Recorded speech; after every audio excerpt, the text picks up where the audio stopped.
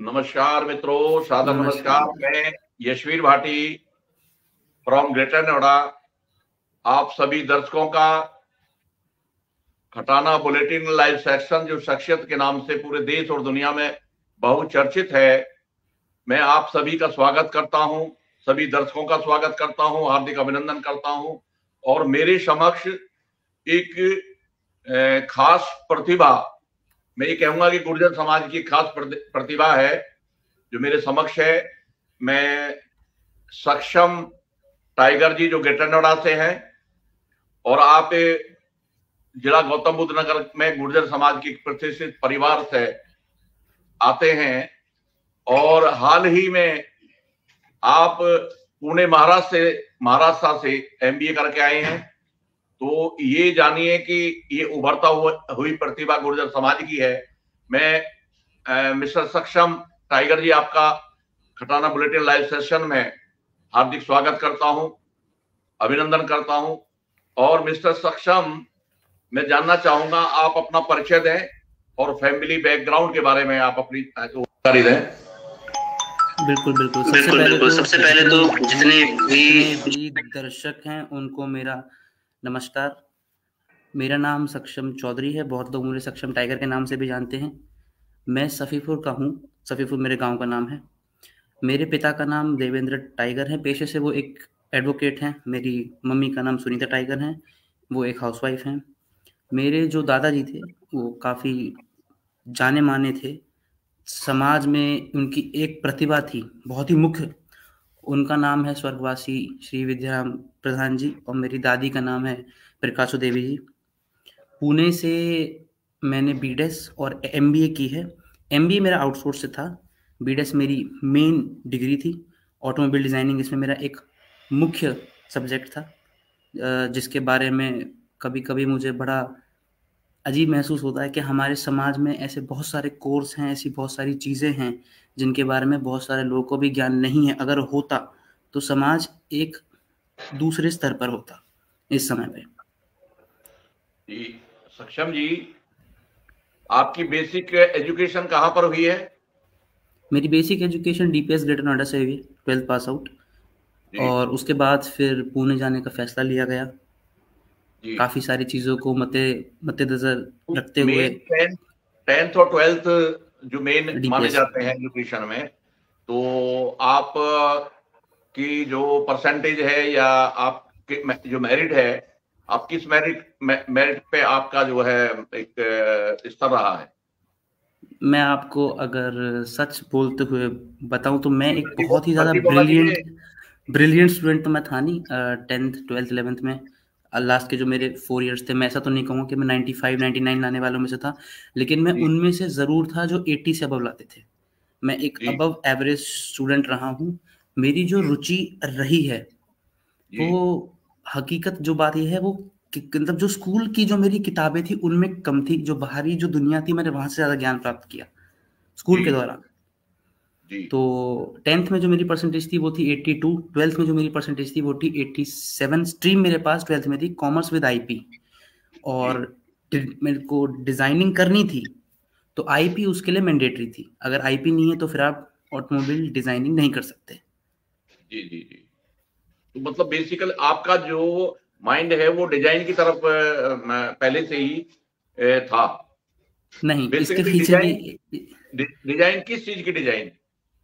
मैं आपको बताता हूँ, इसके पीछे भी एक अच्छी खासी बड़ी एक इंटरेस्टिंग कहानी है। बचपन से जब मैं 3rd 4th में आया तो मुझे गाड़ियों में मुझे बड़ा शौक था कि किस तरीके की दिखती हैं, कितनी महंगी होती हैं, कौन कौन सी कंपनी की होती है, वो सब शौक था। 10th में आए थे तब तक ये फैसला लिया था कि साइंस स्ट्रीम लेंगे, पीसीएम लेंगे, और वहाँ से फिर अपना ऑटोमोबाइल इंजीनियरिंग होगी। लेकिन दुर्भाग्यवश 10th में अच्छी परसेंटेज होने के बावजूद भी मुझे साइंस स्ट्रीम नहीं मिल पाई। स्कूल स्टार्ट हो गया था बाकी बच्चों का, और मज़े की बात यह है जिन बच्चों को मैंने नकल कराई, हालांकि ये गलत बात है, पर उस समय पर इतनी सोच नहीं थी, इतनी उस टाइम पे समझदारी नहीं थी, उन्हें नकल कराई, उनके पास थी साइंस। तो 2 महीने के बाद मैं स्कूल में मेरा एडमिशन हुआ। प्रिंसिपल मैम से मिलने के बाद उन्होंने मुझसे पूछा कि तुम करना क्या चाहते हो। तो मैंने उन्हें बताया कि मुझे ऑटोमोबाइल इंजीनियरिंग करनी है। कहती नहीं, मुझे ये बताओ एंड में क्या करना चाहते हो। तो मैंने बोला था कि मैं एक कंपनी खोलूंगा गाड़ियों की। तो उन्होंने बोला था कि बेटा ये तो व्यापार है। जी तो मैंने कहा था हाँ मैम व्यापार तो है। तो कहती एक काम करो, तुम ना कॉमर्स ले लो, और अगर गाड़ियों में तुम्हें फिर भी काम करना ही है तो फिर तुम डिजाइनिंग कर लेना। जी फिर उन्होंने मुझे समझाया कि आने वाले समय में सभी गाड़ियां इलेक्ट्रिक हो जाएंगी, जो उन्होंने मुझे बताया था 2016 में, और आज हम देख रहे हैं वो हो रहा है। उन्होंने जी कहा था कि मशीनरी सबकी सेम हो जाएगी, लेकिन बाहर से वो कैसी दिखेंगी वो मैटर करेगा, और वो काम होता है डिजाइनर का। जी तो उन्होंने मुझे भविष्य काल का एक चेहरा दिखा दिया इंडस्ट्री का, जी और वहां से उन्होंने ही ये रास्ता भी दिखाया कि अगर साइंस नहीं मिली है तो तुम निराश मत हो, निराश होने से कुछ भी नहीं होगा। आप जी सिंपली कॉमर्स ले लीजिए, वहां से आप डिजाइनिंग भी कर लेंगे, और कॉमर्स के बाद आपको व्यापार की समझ भी आ जाएगी।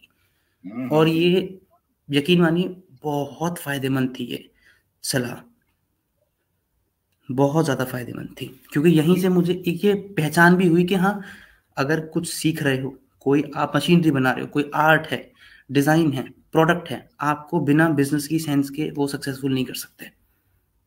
नौकरी की तरफ ध्यान नहीं गया आपका कि भाई जैसे एमबीए आप कर गए हो, और मोस्टली गुर्जर समाज के बच्चे नौकरी की तरफ भागते हैं, लड़के हो या लड़कियां, तो नौकरी की तरफ आपका ध्यान नहीं गया क्या?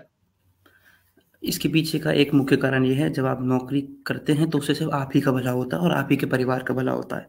लेकिन जब आप व्यापार करते हैं तो एक तरीके से समाज जो है वो एक पेड़ की तरह है, और जी आप उस पेड़ की एक टहनी हो जाते हैं जब आप व्यापार करते हैं। और जब जी आप नौकरी करते हैं आप उस टहनी पे लगी एक पत्ती के समान होते हैं। तो मेरे हिसाब से पत्ती से ज्यादा वजन टहनी का होता है। जी और जब आप व्यापार करते हैं तो आप अपना भला भी करते हैं, आपके पास एक धनराशि होती है, उससे आप समाज का भला भी करते हैं। और जब जी आप व्यापार करते हैं उससे औरों का भी उद्धार होता है, नौकरियां बनती हैं, एम्प्लॉयमेंट क्रिएट होती है।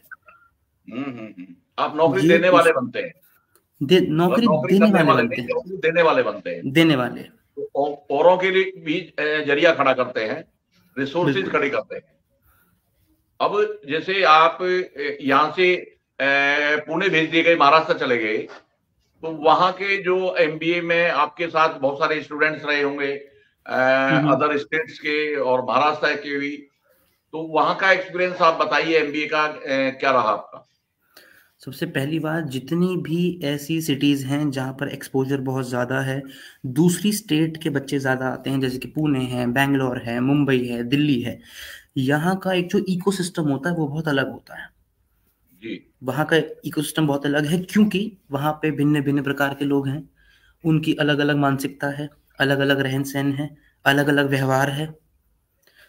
तो एक चीज़ तो यहाँ का बेनिफिट ये मिलता है व्यापार में कि आप पब्लिक इंटरेक्शन सीख जाते हैं, वाद विवाद, बातचीत मैं करना लोगों आपको से। और व्यापार पे आऊं, आपके व्यापार पे आऊंगा, मैं सीधे से आ रहा हूं कि जो ऑल स्टेट्स के बच्चे आपके कॉलेज यूनिवर्सिटी में रहे होंगे एमबीए में, हम्म तो वहां के जो बच्चों के साथ जो एक्सपीरियंस है, या यूनिवर्सिटी या जो कॉलेज में आप रहे हो या हॉस्टल में भी रहे हो, तो उनके जो एक्सपीरियंस है अदर बच्चों के साथ में, वो आपका क्या हम्म है, स्पेशली वो क्या है? काफी काफी अच्छा रहा है। सपोर्टिव जी सपोर्टिव रहे हैं, काफी ज्यादा, बहुत वार्म है वो लोग, और काफी अच्छे से वो लोग वेलकम करते हैं जी कि भाई ये कहीं और से आए हैं, हमें इनसे बात करनी चाहिए, इनके साथ बैठना चाहिए। वो इस बात को समझते हैं कि ये अपने घर से दूर है, तो जी इनको परिवार जैसा महसूस कराना हमारी ही जिम्मेदारी है, और वो जी। इसको बड़ा ही बखूबी निभाते हैं। तो बहुत ही आपस अच्छा में एक्सपीरियंस रहा है। कोऑर्डिनेशन होता है, हाँ, एक आपस में कोऑर्डिनेशन रहता है, बिल्कुल बिल्कुल भाईचारा बिल्कुल भाईचारा रहता है। बिल्कुल। तो ये विशेष। अच्छा, आप ये बताइए सक्षम जी कि डिस्ट्रिक्ट गौतम बुद्ध नगर में आप रहते हैं, सफीपुर गांव में, और ये जो है पूरा डिस्ट्रिक्ट कमर्शलाइज हो चुका है, और गुर्जर समाज के मोस्टली गांवों को या परिवारों को, गुर्जरों को मुआवजा मिल चुका है। जो मुआवजे वाले बच्चे हैं, आप हम्म। भी उसमें आते हैं, क्योंकि आपकी फैमिली को भी मुआवजा मिला है, तो उससे क्या डिफरेंट आप पाते हैं अपने अंदर और जो बाकी बच्चे हैं डिस्ट्रिक्ट गौतम बुद्ध नगर में जो है? सर इसमें खासतौर से गुर्जर। डिफरेंस, फर्क इतना रहता है एक मानसिकता का, एक जी सोच का। जी ऐसा होता है, मैं आपको एक एग्जांपल देके सिखा देता हूँ। जैसे मुआवजा हमें भी मिला, मुआवजा दूसरे को भी मिला। किसी ने वो खर्च कर दिया, किसी ने वो बर्बाद कर दिया, जी किसी ने वो पैसा इन्वेस्ट कर दिया, जी उससे कोई ऐसा एसेट क्रिएट किया, उससे कोई ऐसी इनकम का सोर्स क्रिएट किया जहां से और इनकम जनरेट हो, और उससे हम वापस से नए नए एसेट्स खरीदते रहे, हमारी नेटवर्थ बढ़ती रहे। और कुछ लोगों ने क्या किया, बर्बाद कर दिया, घूमने चले गए, गाड़ियां ले ली। गाड़ी भी लो, घर भी बनाओ, घूमो भी, खूब खुश रहिए, अच्छा खाओ, अच्छा पहनो, सब कुछ। लेकिन इस माइंडसेट के साथ रहो कि हमें आगे बढ़ना है, ये नहीं कि इसको हमें यहाँ पे खत्म करना है। इसके हम्म, साथ कि इसको यूज कैसे करना है, क्योंकि जो आपको मुआवजा मिला, जिस जमीन का मिला, वो आपने मेहनत से कमाई थी। या मान लीजिए वो आपकी नहीं थी, वो दादा लाई थी, या फिर वो जो भी थी, अगर वो आपकी अपनी मेहनत की है, मैं यहाँ पे कुछ नहीं कहना चाहूंगा, अपना आपका अपना माइंडसेट है, अपना आपका अपना एक डिसीजन है। लेकिन अगर वो आपके फादर की है, या आपके ग्रैंडफादर की, दादाजी की, पिताजी की है, तो आपका अधिकार नहीं है उसको खर्च करने का। आप उसमें बढ़ोतरी जरूर कर सकते हैं, वो आपका अधिकार है, बिल्कुल। जी। आप, भाई मैं इसे बढ़ोतरी करूंगा क्योंकि ये आपने मेरी कभी मेहनत के लिए है। आपने कभी ऐसी डिमांड की कि जो, क्योंकि आप जैसे गाड़ियों का शौक है, डिजाइनिंग का, और आपको गाड़ियां बहुत प्रिय लगती हैं, और महंगी हम्म। से महंगी गाड़ी प्रिय लगती है, तो आपने कभी अपने दादाजी से या अपने पापा से, क्योंकि मुआवजे का पैसा भी था और आप तो एक धनाढ्य परिवार से हैं, तो आपने कोई ऐसी डिमांड की कि जो कि नहीं, आपके पास खूब पैसा है और मुझे ये चीज चाहिए? नहीं, वजह? वजह ये थी कि मैं करीब 13-14 साल का था। तो जी एक बार उस टाइम पे फेसबुक पे मैं नया नया आया था, फेसबुक चलाना सीखा था उस टाइम पे। तो एक जी वीडियो मैंने देखी थी, तो उसमें एक बात बहुत अच्छी कही गई थी कि किसी से मिली हुई चीज में उससे सुख भोगने में उतना आनंद नहीं है जितना वो चीज के लिए मेहनत करके कमा के उसका सुख भोगने में आनंद है। मैं अपने फादर से बोलूंगा आप मुझे वाली कार दे दीजिए, वो दे देंगे, मेहनत उनकी जी है।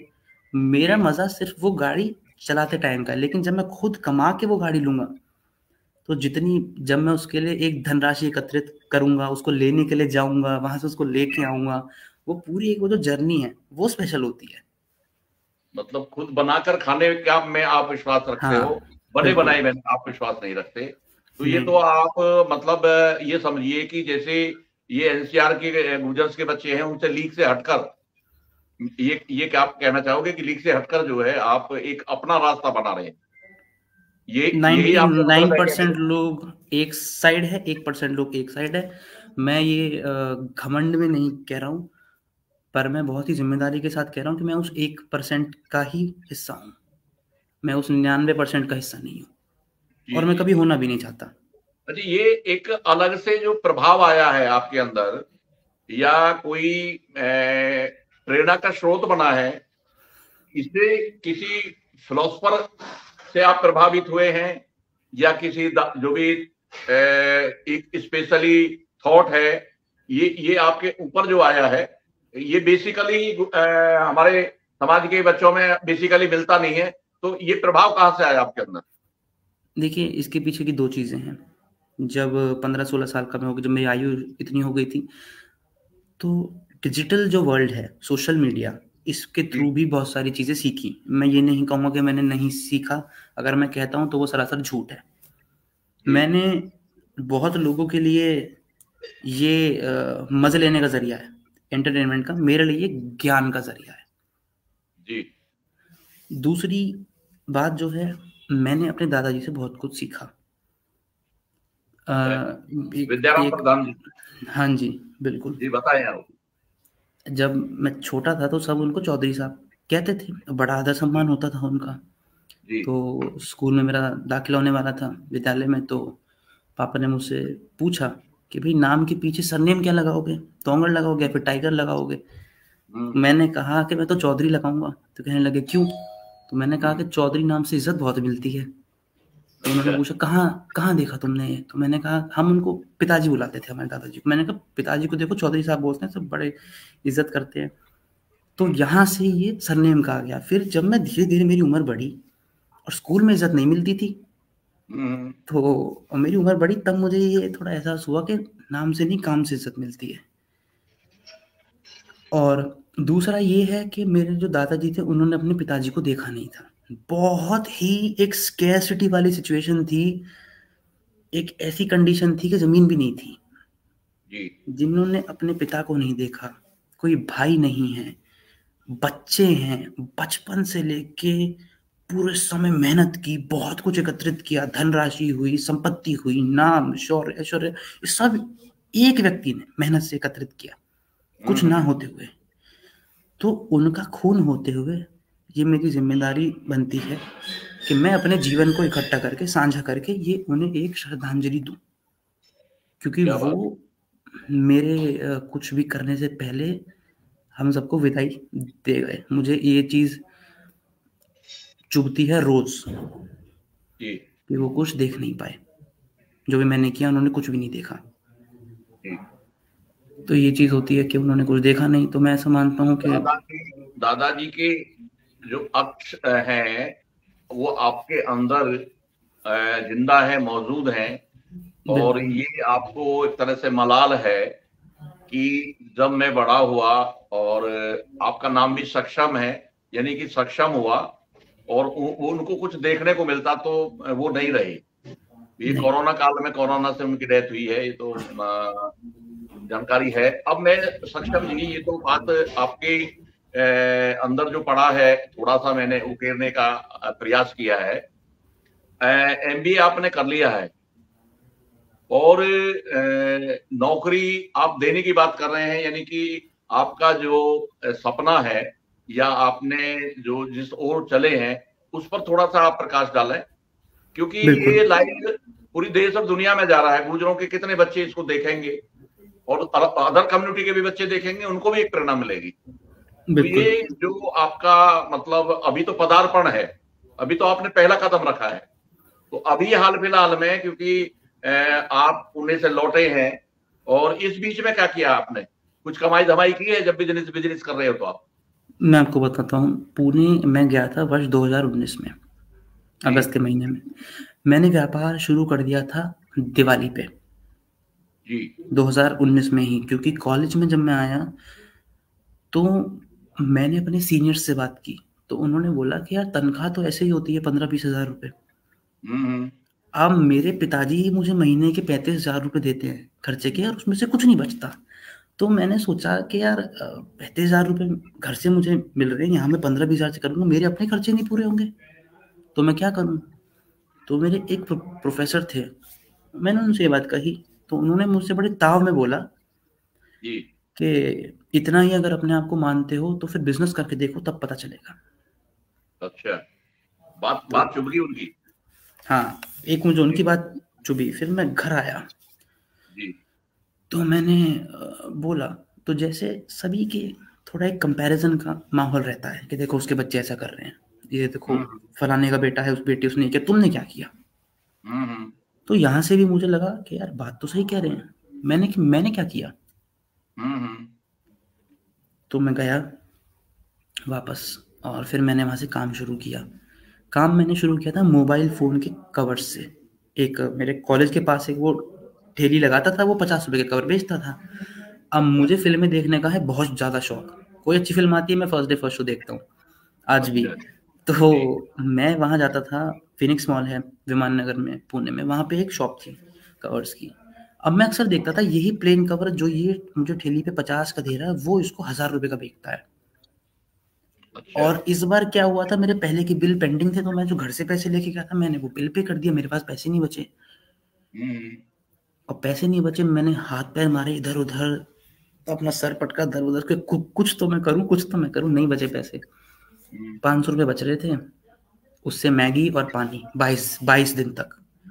और वो जो 22 दिन का पीरियड था, बस मैगी पानी, उसमें मैं बहुत कुछ मुझे समझ में आया, पैसे की वैल्यू क्या होती है, एक बिजनेस में और एक जॉब में क्या फ़र्क है, कितना रिस्क है, कौन सही दोस्त होते हैं, कौन सही दोस्त नहीं होते, कौन लोग अपने हैं, कौन लोग अपने नहीं हैं। और इसमें एक और चीज़ समझ में आ गई थी कि जब आप गड्ढे में गिरते हैं ना, जी। तो कोई नहीं बचाने आता, जी। आप खुद आते हैं। और उस टाइम पे ये भी मुझे पता लगा कि मेरे कितनी फिजूल खर्ची थी, मुझ में ये आदत थी।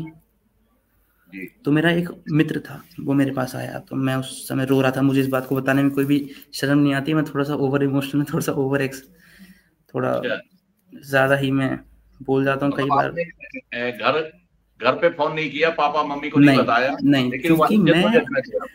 क्योंकि मैं यहाँ से सुन के आया था, तो मेरा ऐसा हो गया था कि मेरी ईगो हर्ट हो गई है, अब तो मैं इनसे तो मैं बिल्कुल नहीं बोलूँगा, इनसे तो मैं अच्छा। माँगूँगा ही नहीं। तो हाँ, फिर मैंने उसको सब बताया, उसने बोला चल मैं तुझे लेके चलता हूँ, एक ना मूवी आई है नई।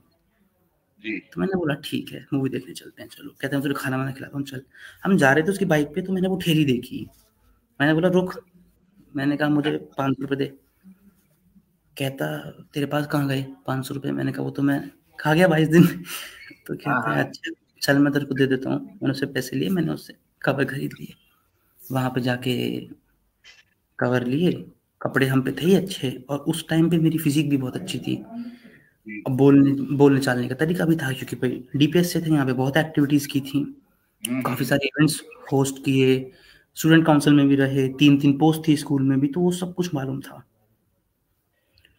मॉल में गए, गले में टांगे कवर और बेचने अच्छा। शुरू कर दिए, कवर वाले की दुकान के सामने खड़े होके। वो दे रहा है अच्छा। 1000 रुपए के, हम दे रहे हैं उसको 250 रुपए के। अच्छा। वो कवर पहले ही दिन में 2500 रुपए कमा लिए। अच्छा। दुकानदार ने एक दिन कुछ नहीं बोला, 2 दिन नहीं बोला, 3 दिन नहीं बोला, चौथे दिन हम्म। आके कहता है कि अगर तुम यहाँ फिर आए, मैं गार्ड से कह के तुम्हें बाहर फेंकवा दूंगा। हम्म। गार्ड को दे दिए मैंने 1500 रुपए 5वें दिन। मैंने कहा वो तुमसे कुछ ही बोले, तुम मुझसे कुछ नहीं बोलोगे। और मैं रोज जाता था, मैं उससे कवर लेता था ठेली वाले से, मैं रोज हम्म। आके मैं बोले कवर बेचता था। तो एक चीज मुझे समझ में आ गई थी कि भाई बेचना तो मुझे आता है। थोड़ी सी एक ये चीज मेरे अंदर थी कि मैं क्या करता था, जैसे मान लीजिए कोई भी इंसान आया, जी। और ऐसा नहीं है कि आसान है, क्योंकि किस पे कौन सा फोन है, उसको कौन सा कलर चाहिए, वो आपका तुक्का लगता है। लेकिन आप सुबह हम्म। से शाम तक आते हैं तो फिर वो तुक्का बैठ जाता है कहीं ना कहीं, क्योंकि हजारों लोग आते हैं, हजारों लोग आते हैं। वो मैं जैसे आपने फोन कवर बेच के कुछ अर्निंग की, अर्निंग की। अब जो आप जो अब खड़े हैं, जहां पर खड़े हैं, तो अब क्या प्लान किया आपने? और अभी तो अब प्लान आपके हुआ, इन हैंड आपके पास क्या है? मैं वहाँ पे भी आऊँगा, लेकिन मैं पहले एक बार इसको कंप्लीट कर देता हूँ। वहाँ से फिर इस ब्रांड का एक नाम पड़ा, दुकानदार ने हाथ जोड़ लिए कि भाई साहब मैं ही आपसे ले लूँगा, आप यहाँ पे मत खड़े हुआ करो। हम्म। क्योंकि मराठी लोगों की टोन थोड़ी सी ना अकड़ वाली होती है बोलने की, वो ऐसा चाहते नहीं है आपको अकड़ दिखाना, पर वो बोलते ऐसे हैं, तो लोगों को लगता है कि ये गुस्सा दिखा रहा है, तो वो लेते नहीं है। अब मैं हम्म। उनसे बड़े प्यार से मैं ऐसे बोलता रहा कि देखो ये कवर लाल है, आपकी टी शर्ट भी लाल है, प्लीज ले लो ना, कवर ले लो ना प्लीज, अच्छा लगेगा आप पे, मैचिंग कर लो, कपड़ों से मैचिंग कर लो। तो वो होके वो लोग ले लेते थे। फिर ये सब हुआ, फिर मैं घर वापस आया, फिर वापस गया, फिर जब दूसरी बार मैं वापस आया होली के पास, फिर लग गया लॉकडाउन। तो फिर एक ये आइडिया आया कि कब तक मैं कवर ही बिकूंगा, कितनी मार्केट हम्म। है, मार्केट तो ज़्यादा नहीं है, अब लॉकडाउन लग हम्म। चुका है। तो लॉकडाउन में एक ये बड़ा ट्रेंड स्टार्ट हुआ था फैशन का, कि घर जी। में ही कपड़े मंगा रहे हैं, घर में ही पहन रहे हैं, उसके शूट हो रहे हैं, रील्स बन रही हैं, ठीक है, क्योंकि घर में ही लोगों ने डिनर करने स्टार्ट कर दिए थे ऑनलाइन मीटिंग्स पे, ये नए नए नए ट्रेंड आए थे कोविड के टाइम पे। हम्म। तो फिर मैंने इन पे कैपिटलाइज किया, यहाँ पे एक ब्रांड स्टार्ट की। लेकिन फिर वो था कि यार 2000 के जूते बहुत सारे हैं, क्यों ना 2 लाख के जूते बनाए जाएं, क्यों ना, मतलब कुछ ऐसा बनाया जाए जो इंडिया में आज तक किसी ने नहीं करा हो। और आप यकीन मानिए, इंडिया में मेरी ब्रांड के अलावा कोई और इंडियन लग्जरी ब्रांड आज तक नहीं हुई है। हमारी फर्स्ट है, हमारी वीगन है, हमारी होम ग्रोन है, और जी। हमारी ही एक लौती ऐसी ब्रांड है जो सबसे बेस्ट मटेरियल यूज करती है, जहाँ पे क्रूअल्टी जीरो है, जीरो क्रूअल्टी, बिल्कुल इको फ्रेंडली और कंप्लीटली लग्जूरियस। ऐसा नहीं है कि हम कोई एजेंडा प्रमोट कर रहे हैं, नहीं, हम इंटेग्रिटी होल्ड करते हैं हमारी ब्रांड के, यहाँ पे यहाँ पे और यहाँ पे, यहाँ पे चारों जगह पे सेम ही मोटिव रहता है, जी। सब कुछ ट्रांसपेरेंट रहता है। अभी उस टाइम पे जो फाइनेंशियल सिचुएशन थी और आज को जब मैं कंपेयर करूं, 100 गुना अगर मैं बोलूंगा तो बहुत कम होगा, उससे 1000 गुना से भी आगे हैं अच्छा। कंपनी। और करेंटली प्लान ये चल रहे हैं, 2 ब्रांड हैं, ब्रांड के अंदर भी एक डिवीजन हो चुका है, एक प्रीमियम लग्जरी है, एक सॉफ्ट लग्जरी है, हमारे बेवरेजेस के भी बिजनेस आ रहे हैं, मूवीज की मतलब प्रोडक्शन जो होती है वहाँ पे भी इन्वेस्टमेंट्स होती है, हमारी प्रोडक्शन कंपनी भी है, ऑटोमोबाइल डिज़ाइन की भी कंपनी है, इंटीरियर डिज़ाइन की भी कंपनी है, और स्किन केयर ब्रांड आ रही है, एक मेकअप ब्रांड आ रही है, और एक ड्रीम प्रोजेक्ट है वो है स्कान ड्रीम सिटी का। स्कान की जो फुल फॉर्म है वो है सक्षम चौधरी एंड अलायंसेस, क्योंकि मैं चाहता हूँ कि मुझे नहीं पता कब होगी मेरी मृत्यु, पर जिस दिन हो उस दिन जैसे मेरे दादाजी के पीछे एक लेगेसी है, ऐसे ही मेरे नाम के पीछे भी एक बहुत बड़ी लेगेसी हो। ये चीज तो आपको दिमाग में रखे नहीं, लानी नहीं चाहिए, क्योंकि आपका अभी पदार्पण है और आप अभी चले हैं, तो मृत्यु की बात है तो दिमाग से आनी तो सबको है, लेकिन ये नेगेटिविटी आपको नहीं लानी चाहिए। नहीं, ये नेगेटिविटी नहीं है, ये असल में ओशो हैं, एक बहुत बड़े कथावाचक, तो मैं उनको कहूँगा नहीं, बट वो एक पब्लिक स्पीकर थे बहुत बड़े। उन्होंने एक ये बात कही थी कि हर दिन अगर तुम ऐसे जियोगे ये जानते हुए कि मान लीजिए कल मेरा आखिरी है, जी, तो आप बिल्कुल वैसे काम करेंगे जैसा आप सोचते हैं कि काश मैं ऐसा करता। तो इसलिए मैं अक्सर अपने आप को ये बात याद दिलाता हूँ कि मुझे नहीं पता कब होगा, पर मैं जो भी करूँ इस माइंडसेट से करूँ कि मुझे एक लेगेसी छोड़ के जानी है पीछे। ओशो से भी आपने जो है प्रेरणा ली है, उधर दादाजी से आपने सीखा है, ओशो से सीखा है? मैंने ओशो से सीखा है। सक्षम चौधरी जी, समय जो है हमारा मतलब कंक्लूड करने का है, लाइव का एक निश्चित समय है। आज आपने अपने बहुत सारे निजी अनुभव भी शेयर किए हैं, आपने अपने एक्सपीरियंस के साथ साथ अपनी पढ़ाई का भी शेयर किया है, अपने परिवार का भी शेयर किया है। मैं आपसे ये जानना चाहता हूं कंक्लूड करते हुए, फिर मैं आपसे जो समाज के बच्चे हैं उनके लिए मैं मैसेज और संदेश की बात आपसे करूंगा कि आपने जो जद्दोजहद की है खुद के साथ, खुद के जज्बात के साथ, और ये जद्दोजहद का मुकाम जो है वो क्या आपने मतलब अपने दिल और दिमाग में बैठाया है, यानी कि मंजिल क्या है आपकी? मंजिल ये है सर के मैं चाहता हूँ, एक तो मैं माननीय रतन टाटा जी से बहुत ज़्यादा प्रेरणा लेता हूँ। उनका एक विजन है कि दुनिया में खुशहाली हो, भुखमरी कम हो, गरीबी कम हो, घर हो, रोटी कपड़ा मकान, ये 3 चीज़ें हों। मैं ये नहीं कहूँगा कि उनका सपना मैंने चुराया है, पर मैं इससे इंस्पायर हुआ हूँ। मैं ये चाहता हूँ कि जो भी हमारे कांटेक्ट में आए उनके पास कम से कम ये बेसिक चीज़ें ये होनी चाहिए। जो भी मेरे साथ काम करने मेरे वर्कर्स हैं, मेरे क्लाइंट्स हैं, मेरे कस्टमर्स हैं, उनकी लाइफ में कैसे बेहतर बना सकता हूँ। बहुत लोग ऐसा लगता है कि व्यापारी होने का मतलब है कि आपने धनराशि एकत्रित कर ली तो आप मजे लेंगे, नहीं। बहुत लोग, मैं कहूँगा जिसको भी आप परमात्मा मानते हैं, जिसको भी मानते हैं, उन्होंने अगर आपको एक ऊपर वाला जो होता है वो जिम्मेदारी देखता है सरदारी देख के कि क्या कंधे इतने मजबूत हैं कि ये संभाल लेगा। तो अगर उन्होंने मुझ पर ये विश्वास जताया है तो मैं उनका सर नीचे नहीं करना चाहता। पूरी कोशिश बिजनेस एम्पायर खड़ा करना चाहते हैं, ये जज्बात आपके अंदर पल रहा, ये जज्बात और जद्दोजहद आपकी पल रही है, ये सपना पल रहा है। तो अब मैं आपको नट सेल में, क्योंकि समय तो काफी हो गया, आपकी दिनचर्या क्या है? मेरी दिनचर्या रहती है, दिन का जो अंत होता है वो करीब रात के 2-2:30 बजे होता है, आधी रात को 2-2:30 बजे होता है, और सुबह उठना होता है 5:30 से 6 बजे, क्योंकि अभी जवान हूँ, शरीर अभी उतनी मेहनत कर सकता है, और मैंने अपने शरीर को ऐसा ट्रेन किया है कि मेरी स्लीप का जो टाइम है, नींद का जो समय है वो कम है, लेकिन नींद की जो क्वालिटी है वो बहुत अच्छी है। अगर मैं 2-3 घंटे भी सो रहा हूँ तो उसकी रिकवरी उतनी है जितनी 6-7 घंटे में होती है। मेरे जो एनर्जी, इसके पीछे का कारण है, इसके पीछे का कारण ये है खान पान, विचार और संगत। मैं जिन लोगों के आसपास हूँ वो पॉजिटिव हैं, मेरे दोस्त, मेरे मित्र वो पॉजिटिव हैं, जो थॉट मेरे अंदर जा रहे हैं वो पॉजिटिव हैं। पॉजिटिविटी की जो ऊर्जा है, सकारात्मकता की जो ऊर्जा है, उसका कोई तोड़ नहीं, उसका कोई मैच ही नहीं है। चलो, बहुत बहुत शुक्रिया। लेकिन उससे पहले आप पूरे देश और समाज के नौजवानों को क्या संदेश आप देंगे, वो आप नटसेल में बताएं। कि जो आपसे सीख लेकर देश और समाज का काम करें? 3 बातें मैं कहना चाहूंगा युवाओं को। जी। फर्क नहीं पड़ता आपके पास कौन सी डिग्री है, कितनी डिग्री है, कितने मार्क्स आए, जो हुआ सो हुआ। अब पे ध्यान दो और अब के आगे क्या होगा उस पे ध्यान दो, ज्ञान पे ध्यान दो, अपने कैरेक्टर को बनाओ। ये नहीं कि आपने 4 डिग्री ले ली, पीएचडी कर लिया, डॉक्टर लग गया नाम के आगे, पर आप बदतमीजी कर रहे हैं। आपको दूसरे व्यक्ति की इज्जत नहीं करनी आती, वो आप पढ़े लिखे नहीं है, फिर वो सिर्फ एक पेपर का टुकड़ा है आपके लिए। मेहनत करिए।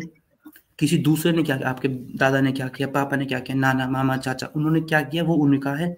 अपना खुद का बनाइए, अपना खुद का वजूद बनाइए और बड़ा सोचिए। और सिर्फ अपने बारे में मत सोचिए। जो व्यक्ति सिर्फ अपनी परेशानियों को, अपने जीवन पे ध्यान देता है, वो कमजोर होता जाता है। और जो समाज की परेशानियों को अपना बनाता है उतना ही मजबूत होता है, क्योंकि उसके साथ उन लोगों की हिम्मत भी जुड़ती है। सिर्फ अपने पे ध्यान मत दो, सब पे ध्यान दो। ढंग से रहो, हेल्थ का ध्यान रखो, आजू बाजू के लोगों का ध्यान रखो, शांत रहो, थोड़े गुस्से पे काबू। इसका इस्तेमाल भी करो और इसका इस्तेमाल भी करो, दोनों को खोल लो, फायदे में रहोगे। ये मेरा सुझाव है। शुक्रिया है और शुभाशीष भी है आपके लिए, आशीर्वाद भी है कि आप जैसा नौजवान इस देश को, इस समाज को बनाने में अपनी महती भूमिका अवश्य निभाएगा। और आप पर सटीक होती है मैथिली सेनगुप्त की वो पंक्तियां कि मनुष्य वो है जो मनुष्य के लिए मरे, वो तो पशु प्रवृत्ति है जो आप ही आप चरे। तो आपने उस अभियान को ठाना है और निसंदेह ये समाज आगे बढ़ेगा, देश आगे बढ़ेगा। सक्षम चौधरी जैसे नौजवान इस समाज का नेतृत्व करेंगे और आप निसंदेह बिजनेस एम्पायर खड़ा करेंगे। मैं पुनः अपने दर्शकों को हटाना बुलेटिन टीम की तरफ से हार्दिक धन्यवाद करता हूं, अभिनंदन करता हूं, आभार व्यक्त करता हूं। और आपको तो मैं आभार क्या शुभाशीष देता हूं कि निरंतर आप आगे बढ़े। नमस्कार सभी को, नमस्कार, धन्यवाद।